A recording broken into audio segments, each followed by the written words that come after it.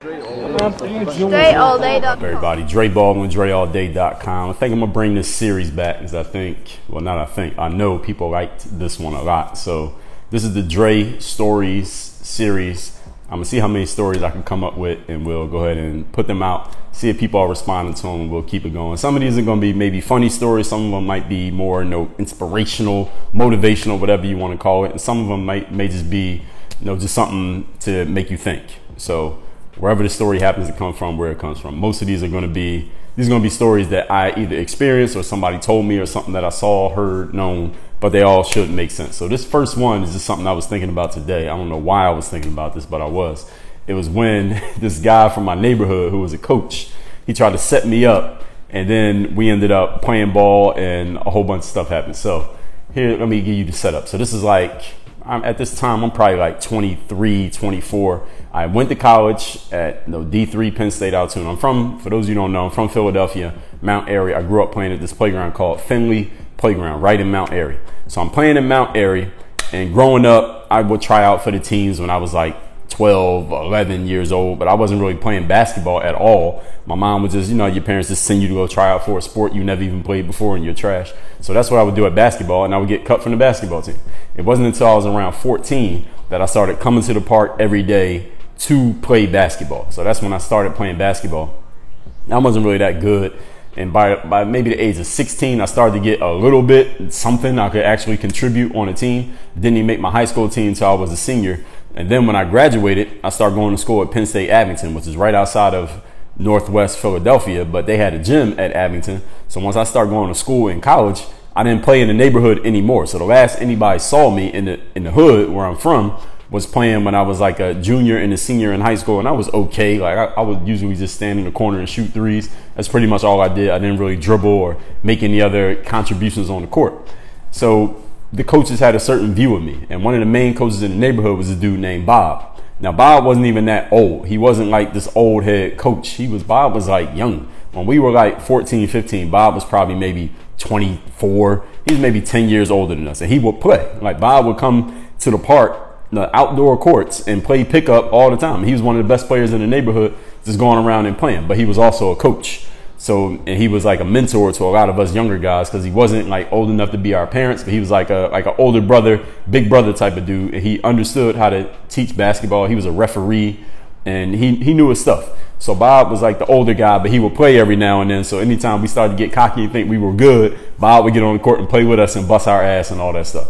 So I go to college when I'm 18. I go to Penn State Abington. Then I transfer to Penn State Altoona, which is like near State College, the main campus of Penn State. And I'm gone for 4 years. I come home after college, and I was back home living at my parents' house for I came home at 22.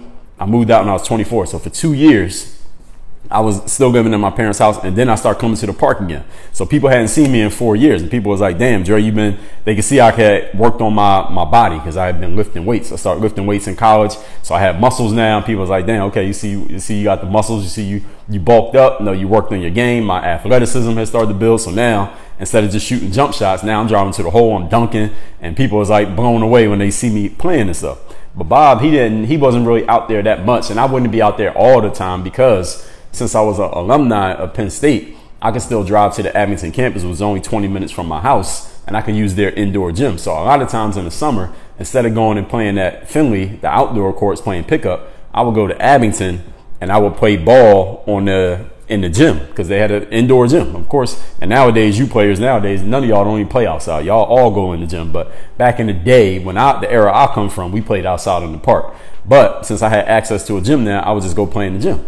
So I'd be playing in the gym at Abington. Wasn't really in the hood playing pickup that much. So every now and then when I was there, people would see me and they'd be kind of like surprised to see me, because I wasn't around anymore. So one day, it's in the middle of the summertime. I'm working out on the outdoor courts at Finley by myself. It's the middle of the summer. It's like 90 outside. Nobody else is out there because it's too damn hot. But the indoor gym is right next to the court. So Bob, who's a coach, he works inside. So he has access to the indoor gym. And they would never let us just come in there and just use it randomly. You had to know somebody, or you had to be working with somebody to use the gym. I never even asked him to use the gym. I said, look, if this all I got, this outdoor court, I'm gonna use the outdoor court. I'm gonna work on my game. I'm gonna make it anyway. Forget these dudes, the coaches and all that. Because the coaches, they were cool guys, but I didn't really play for them as much as a lot of other guys in the neighborhood because I was like a late bloomer. So they didn't really know me. I wasn't like their friend. They knew who I was, but I wasn't like, I didn't have an in with them where I could call them and be like, yo, coach, can I come use the gym or nothing like that? And they never called me because I wasn't cool with them like that. Again, we knew of each other. We seen each other as what's up, but it wasn't like that. So even though they would be in there, I wouldn't go ask to come in, and they would be in there and see me outside and wouldn't even invite me in because that's just what it was. Again, this is not a negative thing. This is what it was. So anyway, I'm on this outdoor court practicing by myself, middle of the summer. Bob, who's one of the coaches, mind you, Bob is only like 10 years older than me. So I'm like, at this time, I'm maybe 23. Bob's like maybe early 30s. He opens the door, the side door to the gym, like from the indoor gym, and from the side door, you can see whoever's on the outdoor courts. And he opened the door and he's just standing there looking at the courts. I'm the only dude on the court practicing. So he sees me, I see him, and we didn't even say nothing to each other. I think I might have waved, he might have waved, but it wasn't nothing else. He didn't say nothing, I didn't say nothing. He didn't invite me in. I didn't ask him to come in, and that was it. He stood there for a couple minutes, maybe watched me for a bit just to get some fresh air. Then he goes back inside, closes the door, and it's over. So like a half hour, 45 minutes go by, right? I'm still on the outdoor court practicing by myself. Bob opens the door again. Now, again, I don't know who's in there. I don't know what he's doing, what's going on, nothing. I didn't ask no questions. I'm just on the court doing my thing. Bob opens the door this time, and he's like, yo, what's up, Dre? Why don't you come inside and use the gym? He said it in such a way like we was friends, like he was going to do that all along. I'm like, yo, motherfucker, you see me out here 45 minutes ago. You ain't say shit. You knew I was out here. You ain't say nothing. Now he opens the door. He's like, Dre, come use the indoor gym, Dre. Why you working outside? Come work out. You can work out on the inside, Dre. And he was making it sound like he was just offering me a free, access to the gym since he saw me out there by myself working out. He just wanted to be nice and be friendly. But of course, this turns out to be some bullshit. So here's what happens, right? I go inside the indoor gym and there's nobody in there. There's only Bob and there's one other kid in the gym. Now, I didn't know this kid, but he was a little bit younger. He was probably maybe 18, 19-year-old kid. Tall, obviously a ball player. He's a light-skinned kid. He's about 18, 19. He's about 6'5". Now, I'm 6'4". Dude's about 6'5". Look like he's still growing. Again, a couple years younger than me. So if I'm 23, again, he's maybe 4 or 5 years younger than me.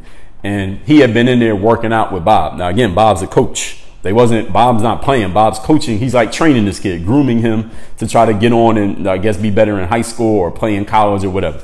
And this is what they would do with the kids in the neighborhood who showed some promise. Now, again, some of you might be in that area, in that situation where if you show some promise as a youth, the coaches take you under their wing and they're helping you out and trying to make you better and get you a scholarship and all that. I wasn't that type of player. I didn't show that promise from an early age, so I wasn't one of those favored players. I was one of the dudes on the outside and figuring out by myself.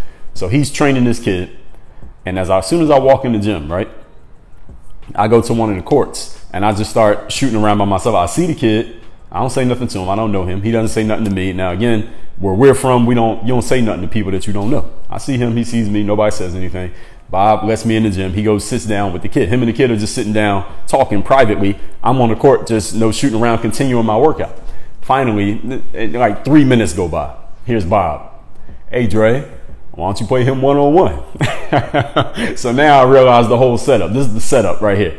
Bob invited me in there just so this kid could play me one-on-one. Now, Bob's been training this dude, working out with him for the last, hour and a half, helping him with his game, giving him tips and all that shit. The shit that they never gave me, he's helping this kid out. And now he's like, all right, let me go get a sacrificial lamb so this kid can bust this dude's ass so he can build up his confidence. So Bob basically figured I was going to be like I was going to be the lamb, and he was going to set his wolf on me to destroy me after he just helped train this kid. But here's what Bob doesn't know.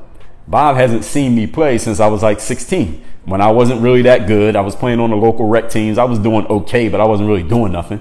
And this kid at 18, 19, whatever he is, he was better then than I was the last time Bob seen me. So Bob figured I'm just some bum ass dude that is going to get his ass bust. He has me playing against this kid. But Bob don't know nothing about what I've been doing in college. He don't know I've been working on my game. He doesn't know that I might have already had played overseas by this point. I don't even remember. I don't think I played overseas yet.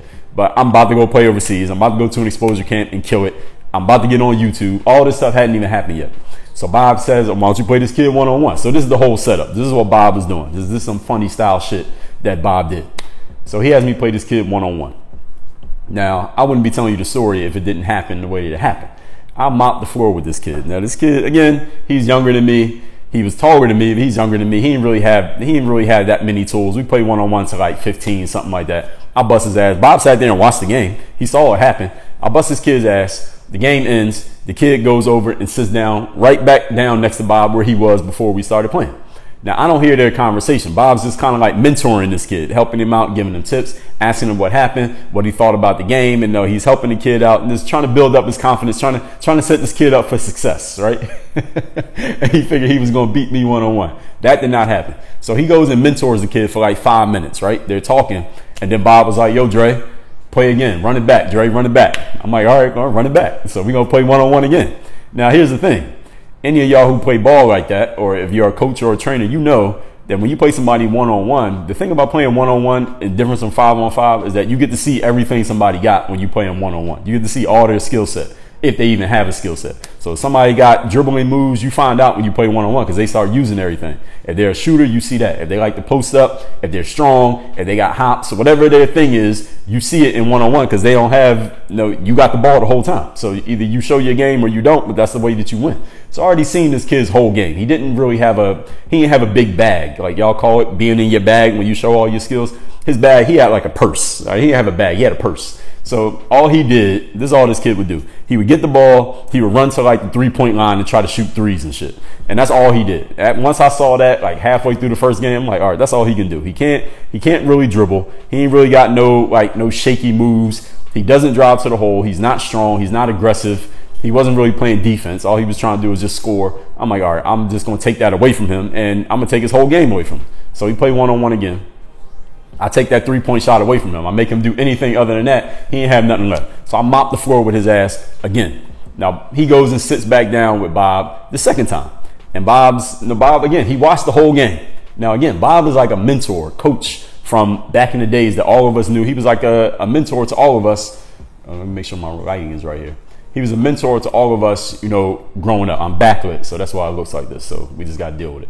So anyway, after Bob chats with the kid for like 2 minutes, he's like, I guess Bob was feeling a little bit, besides himself because his plan backfired. His whole plan was, let me help this kid get his game right. Then I'm going to let him go beat up on somebody so his confidence raises, and then he'll feel better about the whole workout session.